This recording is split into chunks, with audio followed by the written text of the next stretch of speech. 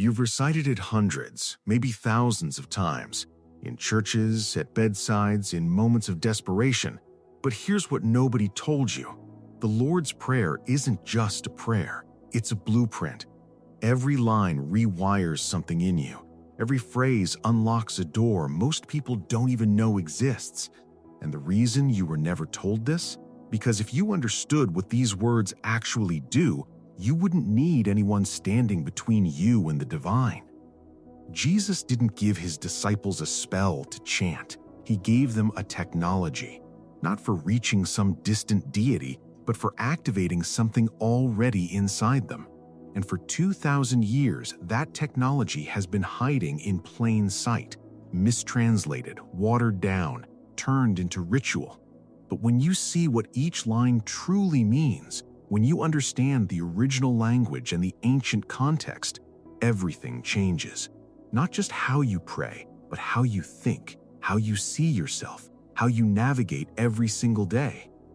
This isn't about religion.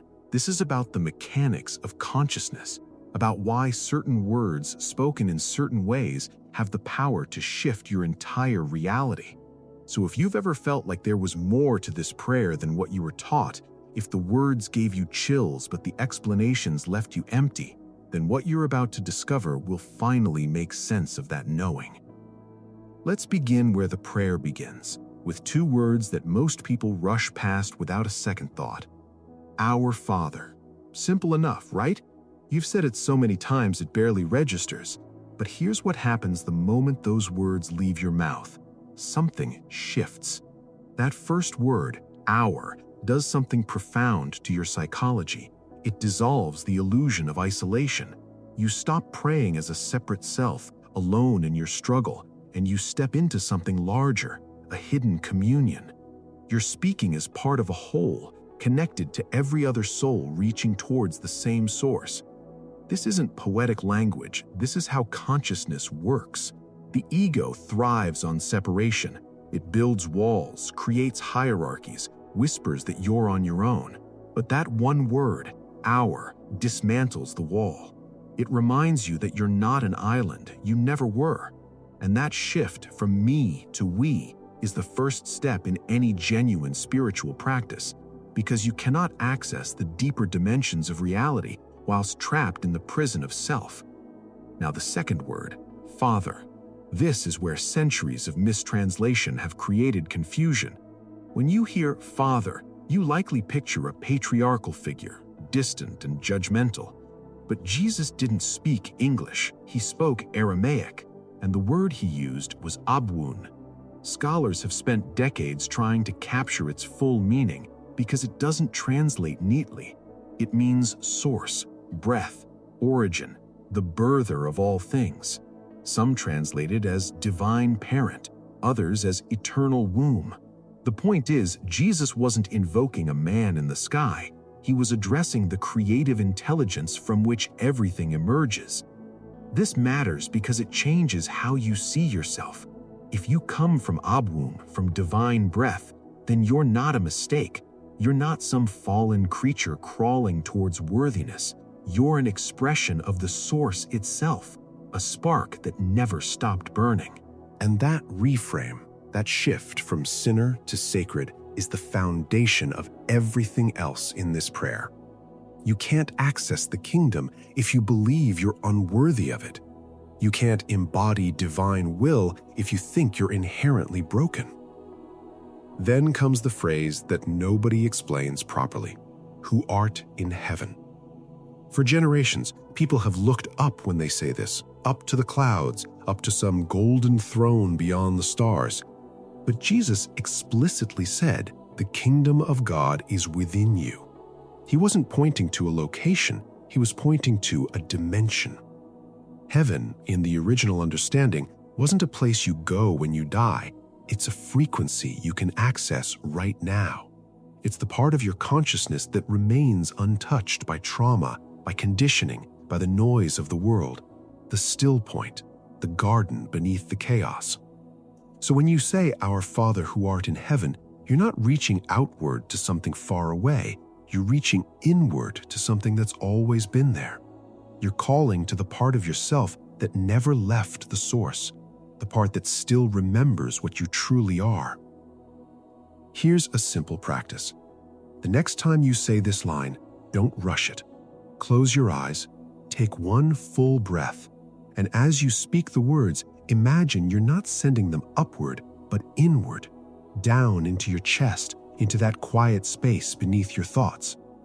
Feel the difference. That's not imagination. That's you accessing the dimension Jesus was pointing to. The opening line isn't a greeting, it's a return, a remembering of your origin. And once you've anchored yourself in that truth, once you've reconnected with the source, the prayer can begin to do its real work.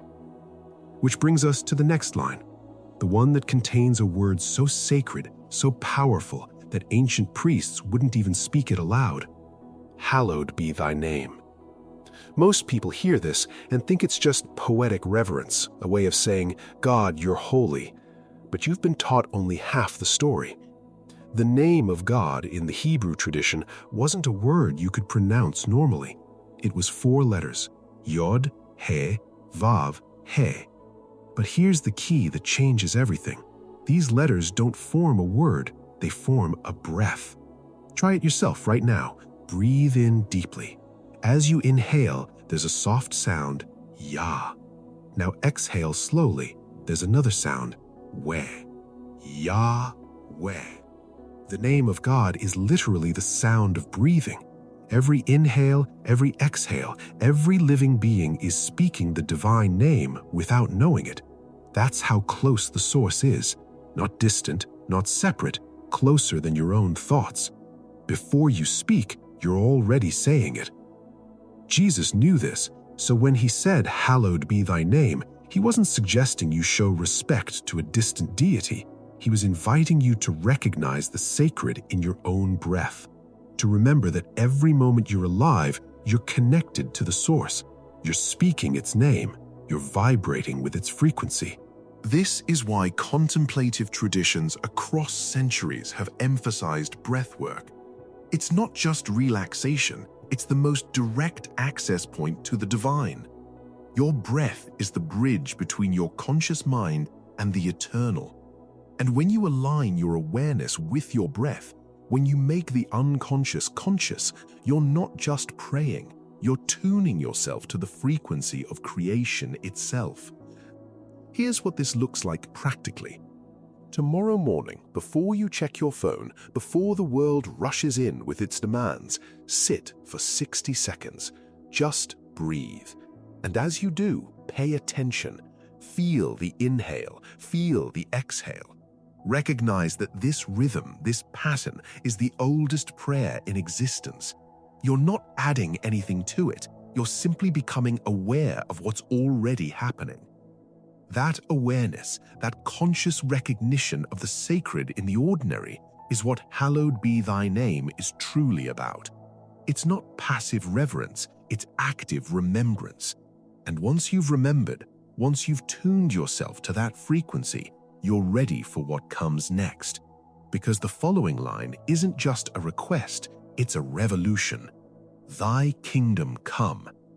3 words that terrified empires. 3 words that the institutional church spent centuries trying to tame, to make safe, to push into the distant future. Because if people understood what Jesus actually meant by this, if they grasped the true implication, the entire power structure would collapse. Here's what you were likely taught. The kingdom is something you wait for, something that arrives after you die, if you've been good enough. Golden streets, pearly gates, eternal reward. But that's not what Jesus taught. He said it plainly, repeatedly. The kingdom of God is within you, not coming someday, not up in the clouds, within you, right now.